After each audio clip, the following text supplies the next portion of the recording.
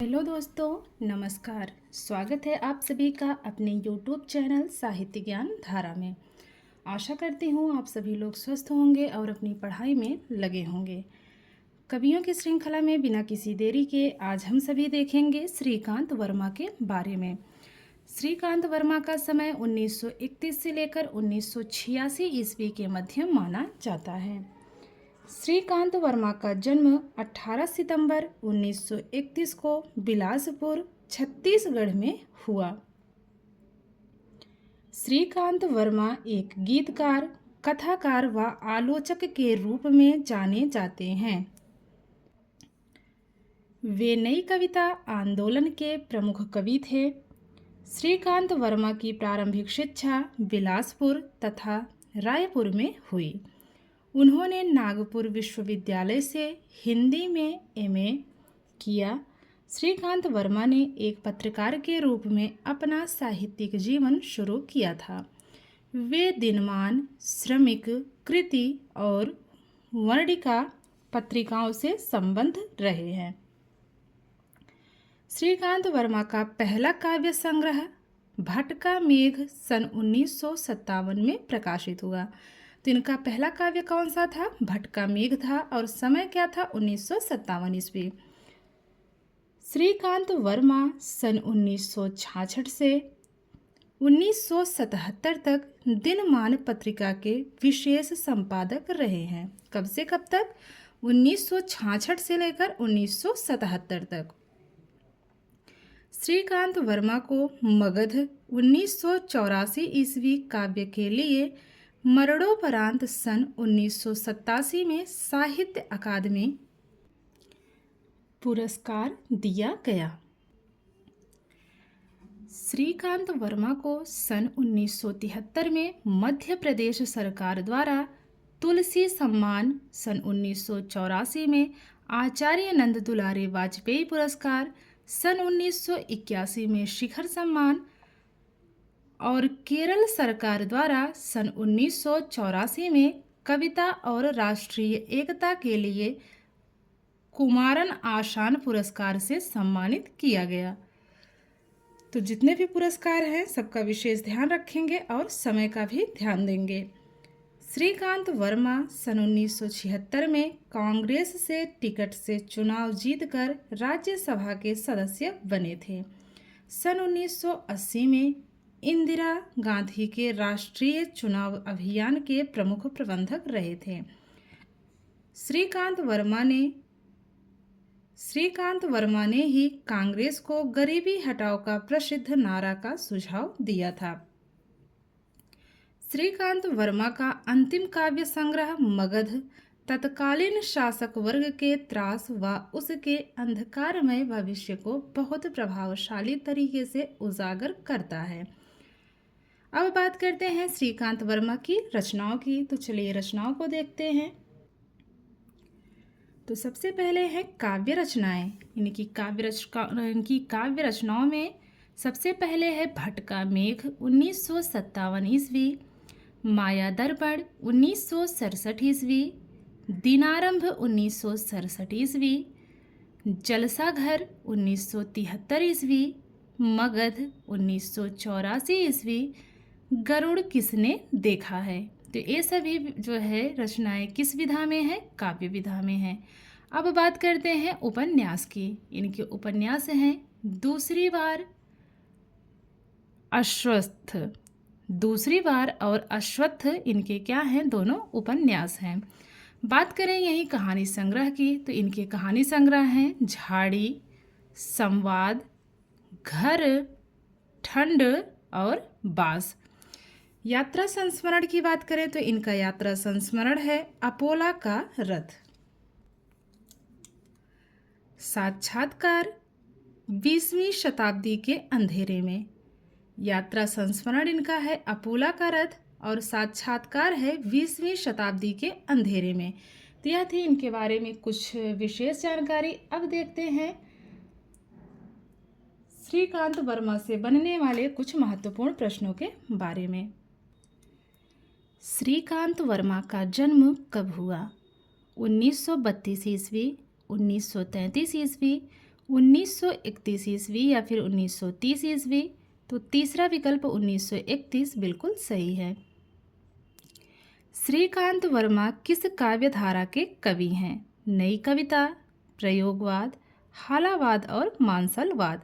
तो पहला विकल्प नई कविता, यही वाला सही है।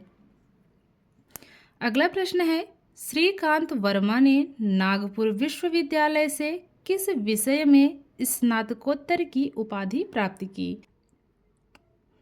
विकल्प में है अंग्रेजी, हिंदी, संस्कृत और उर्दू। तो दूसरा विकल्प हिंदी ही हमारा सही विकल्प है। अगला प्रश्न है, उस विकल्प को चुनिए जिसमें लिखित सभी पत्रिकाओं का संपादन श्रीकांत वर्मा ने किया है। प्रतीक, दिनमान, नई कविता, कल्पना। तो बिल्कुल नहीं, इसमें सभी पत्रिकाएं इनकी नहीं हैं। अगला विकल्प है इंदु, हंस, सरस्वती, जागरण। तो यह भी नहीं है। दिनमान, श्रमिक, कृति, वर्णिका। तो तीसरा विकल्प हमारा सही है। इन सभी पत्रिकाओं का संपादन श्रीकांत वर्मा ने किया है। श्रीकांत वर्मा का पहला काव्य संग्रह है माया दर्पण, दिनारंभ, गरुड़ किसने देखा है या फिर भटका मेघ। तो चौथा विकल्प इसमें भटका मेघ सही जवाब है। अगला प्रश्न है, श्रीकांत वर्मा का काव्य भटका मेघ कब प्रकाशित हुआ? 1957 ईस्वी, 1958 ईस्वी, 1959 ईस्वी या फिर 1960 ईस्वी। तो 1957 पहला विकल्प सही है। श्रीकांत वर्मा को साहित्य अकादमी पुरस्कार कब दिया गया? 1985 में, 1986 में, 1987 में या फिर 1988 में। तो श्रीकांत वर्मा को साहित्य अकादमी पुरस्कार 1987 ईस्वी में दिया गया। श्रीकांत वर्मा को किस काव्य के लिए साहित्य अकादमी पुरस्कार दिया गया? मगध, दिनारंभ, गरुड़ किसने देखा है या फिर भटका मेघ। तो पहला विकल्प मगध इसमें सही है। श्रीकांत वर्मा सन 1966 से लेकर 1977 तक किस पत्रिका के संपादक रहे? प्रतीक, सारिका, दिनमान या फिर कृति। तो तीसरा विकल्प दिनमान सही है। तात्कालीन शासक वर्ग के त्रास व उसके अंधकारमय भविष्य को बहुत प्रभावशाली तरीके से उजागर करने वाला श्रीकांत वर्मा का काव्य है मगध, माया दर्पण, जलसाघर या फिर भटका मेघ। तो पहला विकल्प इसमें मगध बिल्कुल सही है। श्रीकांत वर्मा की रचना दूसरी बार की विधा है कहानी, काव्य, आलोचना या फिर उपन्यास। तो चौथा विकल्प उपन्यास सही है। झाड़ी कहानी संग्रह के रचनाकार कौन है? श्रीकांत वर्मा, कमलेश्वर, जैनेन्द्र कुमार या फिर नागार्जुन। तो वो है श्रीकांत वर्मा। श्रीकांत वर्मा का यात्रा संस्मरण है संवाद, अश्वत्थ, अपोलो का रथ या फिर घर। तो तीसरा विकल्प अपोलो का रथ बिल्कुल सही है। श्रीकांत वर्मा का साक्षात्कार है 20वीं शताब्दी के अंधेरे में, गरुड़ किसने देखा है, दिन आरंभ या फिर जलसाघर। तो पहला विकल्प 20वीं शताब्दी के अंधेरे में सही इसमें विकल्प है। अगला प्रश्न है, केरल सरकार द्वारा श्रीकांत वर्मा को कविता व राष्ट्रीय एकता के लिए सन 1980 में किस पुरस्कार से सम्मानित किया गया था? विकल्प है तुलसी सम्मान, कुमारन आशान पुरस्कार, शिखर सम्मान या फिर शलाका सम्मान। तो हमारा इसमें दूसरा विकल्प सही है।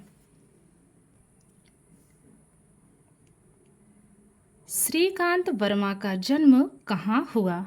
विकल्प है भानपुरा, मंदसौर मध्य प्रदेश, बिलासपुर छत्तीसगढ़, बराई गांव जौनपुर उत्तर प्रदेश या फिर नगरा गांव बलिया उत्तर प्रदेश। तो श्रीकांत वर्मा का जन्म हुआ है बिलासपुर छत्तीसगढ़ में। अगला प्रश्न है, माया दर्पण काव्य का प्रकाशन वर्ष है 1967, 1968, 1969 या फिर 1970। तो पहला विकल्प 1967 इसमें सही है। अगला प्रश्न है, श्रीकांत वर्मा को मध्य प्रदेश सरकार ने सन 1973 में किस पुरस्कार से सम्मानित किया? तुलसी सम्मान, कुमारन आशान पुरस्कार, शिखर सम्मान या फिर शलाका सम्मान। तो पहला विकल्प इसमें सही है, तुलसी सम्मान। बात करें अगले प्रश्न की, श्रीकांत वर्मा को नंद दुलारे वाजपेयी पुरस्कार कब दिया गया? 1985, 1986, 1984 या फिर 1983। तो तीसरा विकल्प 1984 बिल्कुल सही है। श्रीकांत वर्मा कांग्रेस टिकट से चुनाव जीतकर राज्यसभा के सदस्य कब बने थे? 1967 ईस्वी, 1976, 1969 या फिर 1970। तो हमारा दूसरा विकल्प 1976 ईस्वी इसमें बिल्कुल सही है। अगला प्रश्न है, श्रीकांत वर्मा के काव्यों का प्रकाशन वर्ष के अनुसार सही अनुक्रम किस विकल्प में है? भट्ट का मेघ, दिनारंभ, माया दर्पण, जलसा घर। तो देख लेते हैं प्रकाशन वर्ष के अनुसार इसको व्यवस्थित करके कि इसमें कौन सा सही होगा। तो इसमें तीसरा विकल्प हमारा सही है। सबसे पहले है भट्ट का मेघ, 1957 ईस्वी की रचना है। माया दर्पण 1967 ईस्वी की है और दिनारंभ 1967। बात करें जलसा घर की तो 1973 ईस्वी की ये रचना मानी जाती है। तो इसमें तीसरा विकल्प हमारा एकदम से सही है। 20वीं शताब्दी के अंधेरे में नामक साक्षात्कार संग्रह के रचयिता हैं श्रीलाल शुक्ल, श्रीकांत वर्मा, अमृत राय या फिर कमलेश्वर। तो दूसरा विकल्प इसमें श्रीकांत वर्मा यही सही है। श्रीकांत वर्मा का उपन्यास है दूसरी बार, अश्वत्थ, आ और बा दोनों या फिर संवाद। तो तीसरा विकल्प आ और बा दोनों सही है। दूसरी बार और अश्वत्थ दोनों ही श्रीकांत वर्मा के उपन्यास हैं। इनमें से कौन सा कहानी संग्रह श्रीकांत वर्मा का नहीं है? चील, ठंड, घर या फिर बांस। तो पहला विकल्प चील इसमें सही है। बात करें अगले प्रश्न की, गीतकार, कथाकार एवं आलोचक के रूप में लोकप्रिय श्रीकांत वर्मा का निधन कब हुआ? आपके सामने विकल्प है 1985 ईस्वी, 1986 ईस्वी, 1984 ईस्वी या फिर 1983 ईस्वी। तो इसमें जो सही विकल्प है वो है हमारा दूसरा वाला 1986 ईस्वी। तो आशा करती हूँ आज की वीडियो आप लोगों को अच्छी लगेगी। अगर वीडियो अच्छी लगे तो लाइक कीजिए और कमेंट के माध्यम से ज़रूर बताया करिए कि आप लोगों को वीडियो कैसी लगती है। तो कवियों की श्रृंखला में हम लोगों ने लगभग 100 से ज़्यादा कवियों के बारे में पढ़ लिया। प्ले स्टोर में आप लोग जाके देख सकते हैं, उसमें सभी वीडियोस पड़ी हुई हैं कवियों से संबंधित। और कोई भी वीडियो मुझे नहीं लग रहा है कि बहुत बड़ी है, कम से कम समय में ज़्यादा से ज़्यादा बातें उसमें निहित हैं। जिन लोगों ने चैनल को सब्सक्राइब कर रखा है उनका बहुत बहुत आभार, बहुत बहुत धन्यवाद चैनल से जुड़े रहने के लिए, बने रहने के लिए।